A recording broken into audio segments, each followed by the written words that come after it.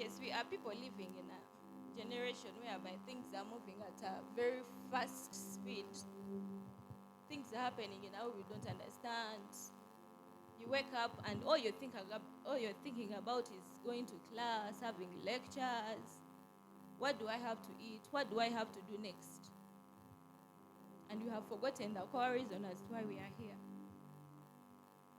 The generation is moving in a way that we just walk, we just go like this and that, and we don't know what to say. Like, we don't know what to ask, we don't know what to do, but just moving at a pace. Yeah, so of course the righteous, the people we are trying to live in a life of, you've understood God, you've come to know God, and the world, like almost all of us, like 90% of us here, the first thing we wake up on is our phones. Wake up on your phone, like checking your phone, and yeah. Okay, like all of us here have understood God. All of us have learned to know that God is this, and like we are trying to live, like we are trying to align ourselves with Him in this world that has many, many distractions. There is noise here, there is noise there. We don't know where to go. Yeah, so the scripture, it's coming from what? From Hebrews 12, 1 to 2. Yes. It reads, "Therefore, since we are surrounded by such a great cloud of witnesses, let us throw off everything that hinders and the sin that easily entangles, and let us run with perseverance the race marked out for us." 1 to 2. Let us fix our eyes on Jesus, the author, the perfecter of our faith, who for the joy set before him endured the cross, scorning its shame, and sat down at the right hand of the throne of God. Yeah, so from this Hebrews 12, the great cloud of witnesses, they are the people from verse 12, from chapter 11, who lived by faith.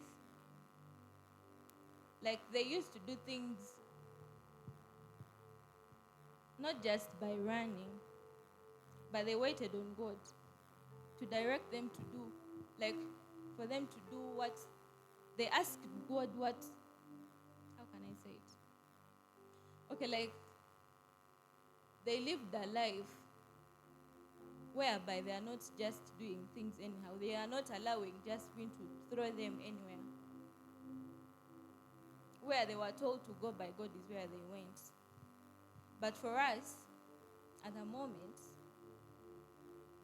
we have not taken a step to ask God, where do I have to go? But we are just walking where many are.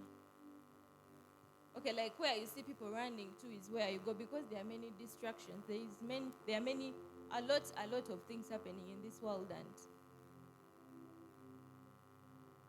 we have lost our focus on God.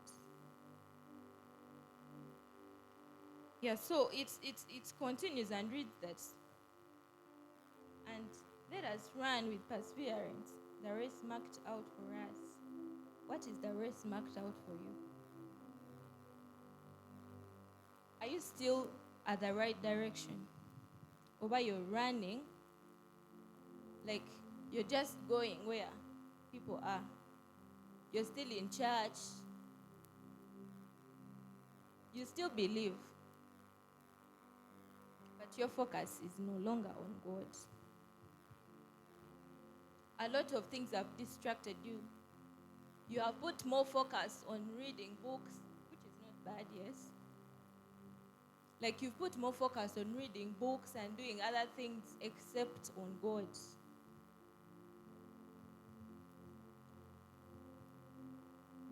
Yeah, so the race marked out for us. Of course, it's not an easy thing. It's not something simple as the righteous people. It's not an easy thing. It's not something that is you just find anyhow. It needs perseverance.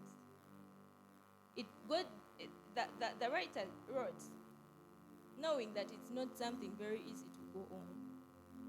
Knowing it's not just a piece of bread but it needs perseverance. It needs patience. It needs faith.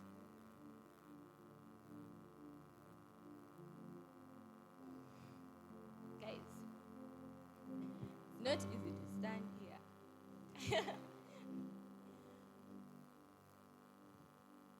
Yeah, but of course when I was told that I'm going to preach today, I first said, why me? Like, I didn't see myself standing here. I was very scared. I was very shaky. So I talked to someone, and that someone told me that, why are you scared? It is not your word after all. By the time you are chosen to go out there and say something, it is not yours to speak. Like, they are not my words to say. So why am I scared to say them out? Why am I shaky to speak, yet it is not me speaking? Like, they are not my own words. You do not have to keep them. You have to speak them out. So that thing gave me, I was like, yeah, why am I scared? It's not that I'm speaking my own words. It's not that I'm the one who has sent myself. But it is something I have to speak anyway. Yeah, so that is why I am here, because this had to be spoken today. So, let us get rid of all the distractions that have taken us. Let us not get to worry so much. Let us not put ourselves on, what do I have to eat next? Many have died, by the way.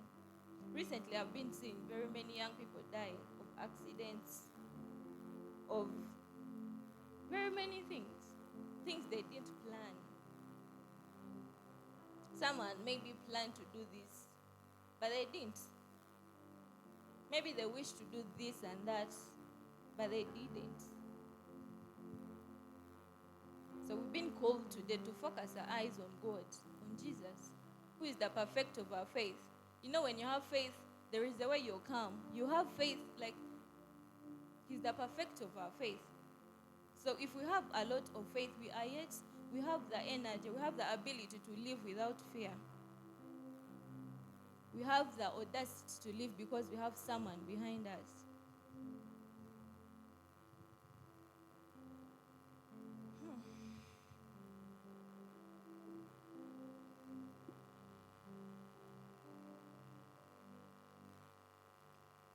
Okay, still on the race marked out for us. It is not a random thing. It is not. It's not something that you should not have to do. It is something that you must do. And there are different races. Many are tired. We are tired in the way of walking with God, because we are not tired, but because we are running the races that are not marked out for us. Because you see, the other one sings properly, you want to go in choir. Okay. But you are just running. You are being distracted by very many things. You've not taken a step to ask God, what is my race? What do I have to run? You're running different races. That is why you are tired. You are tired because you're looking here and there. You have not focused your eyes on Jesus.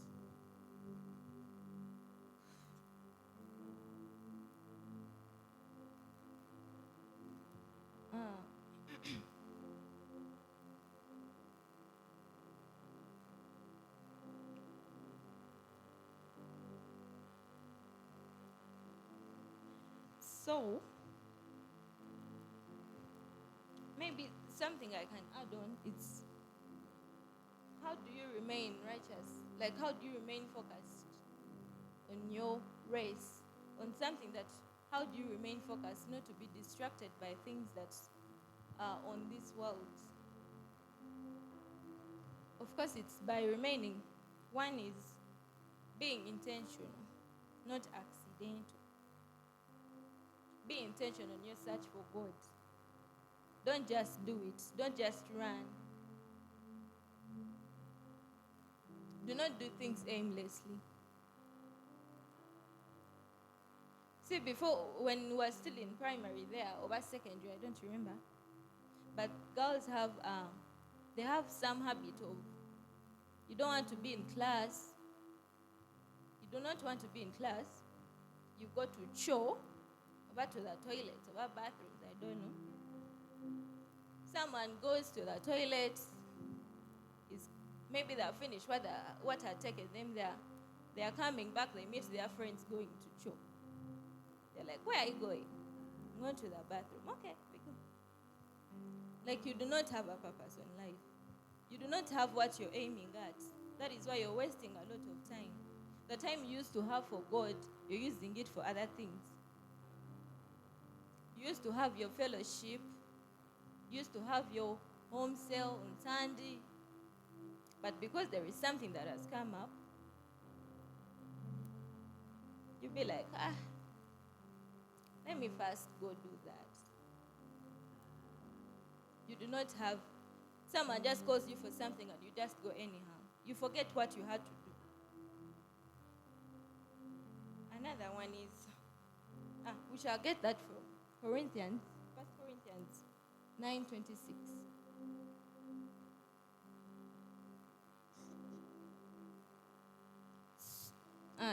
So, I do not run aimlessly. I do not box as one beating the air. These guys, the boxers. Okay, they're boxing people. Yeah, when they want to kick that thing, or when they want to punch someone, you aim at over something that is going to hit them bad, something that is going to make them fall. So this guy is saying that I do not just walk aimlessly. I do not aim at boxing the air. Because when you punch the air, you get more what? Like, you're the one who feels the pain over. Then another thing is, guard your heart.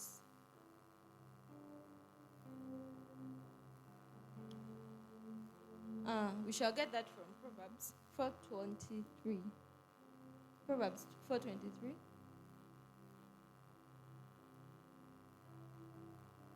Above all else, guard your heart, for it affects everything you do. Of course, what you listen to, the people you work with, things affect your heart. And it's telling us, guard above all else, guard your heart, for it affects everything you do. What you focus on, what your heart is on is what you focus on. If you decide to do, if you decide today I'll do this, that is where your heart is. So if you focus, if your heart decides to be distracted in other things, that is when you focus, and your time for God is now taken off. If you used to do this in this and this time, and you decide to replace it with movies, that is what your heart will only focus on. And you harvest nothing to do with God. And another one is,